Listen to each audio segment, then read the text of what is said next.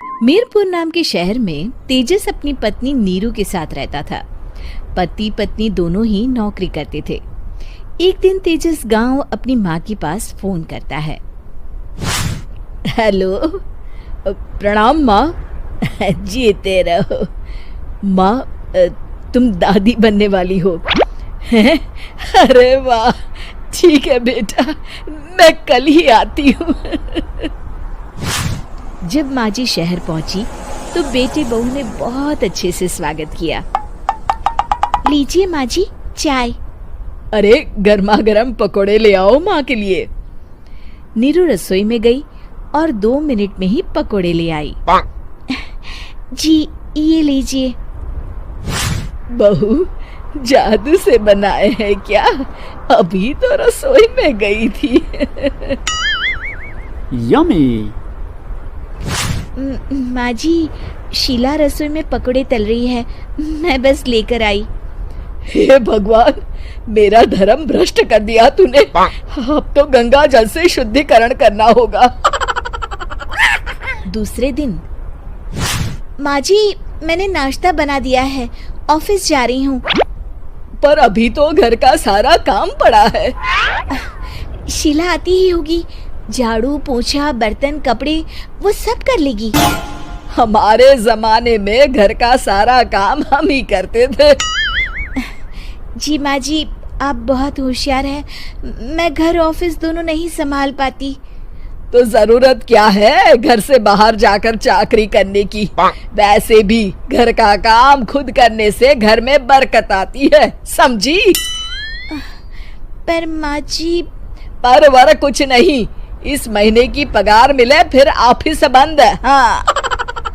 रात को नीरू तेजस से कहती है, सुनिए जी, माँ जी बोल रही थी कि मैं नौकरी छोड़ दूं।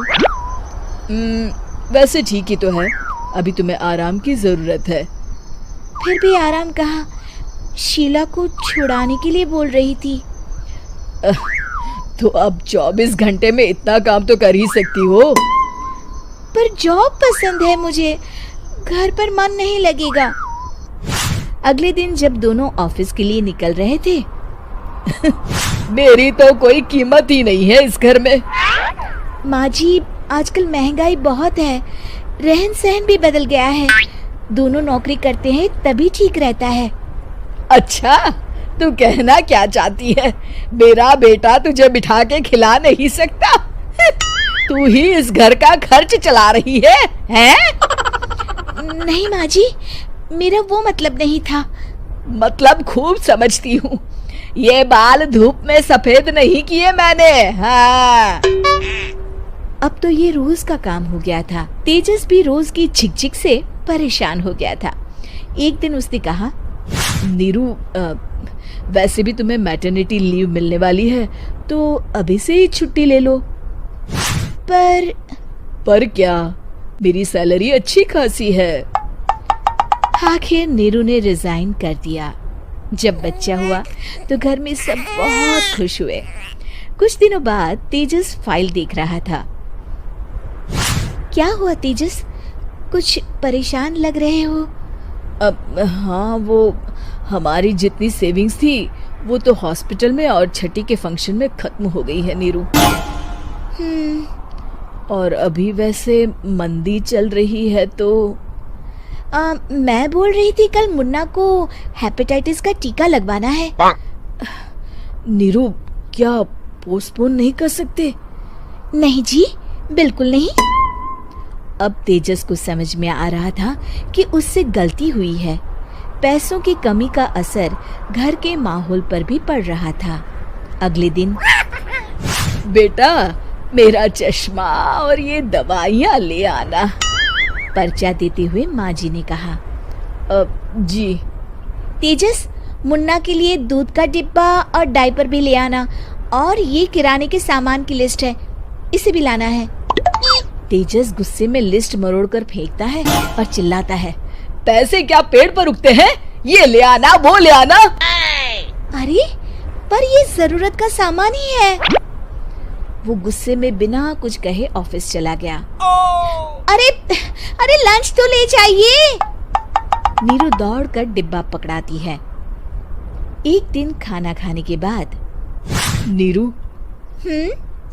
अब तो मुन्ना कुछ बड़ा हो गया, तो अब तुम वापस ज्वाइन कर लो ना जॉब।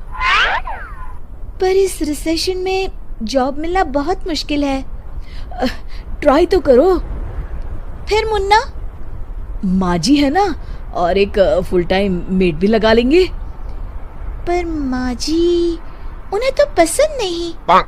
तभी माँ जी वहाँ आ जाती है और प्यार से नीरू के सर पर हाथ फेरते हुए बोलती है, अब मेरी समझ में आ गया बहू, पहले के और अब के समय में अंतर है। तुम काम शुरू करो, मुन्ना की जिम्मेदारी मेरी। मेरी प्यारी माँ जी। ये कहकर नीरू उनके गले लग गई। शिक्षा, परिवर्तन संसार का नियम है, हमें भी समय के साथ चलना चाहिए। उम्मीद है कि आपको हमारी ये कहानी पसंद आई होगी। कृपया हमारे चैनल को सब्सक्राइब करें और सभी अपडेट्स के लिए बेल आइकन जरूर क्लिक करें। और हाँ, वीडियो लाइक और शेयर करना मत भूलिएगा। Bye bye.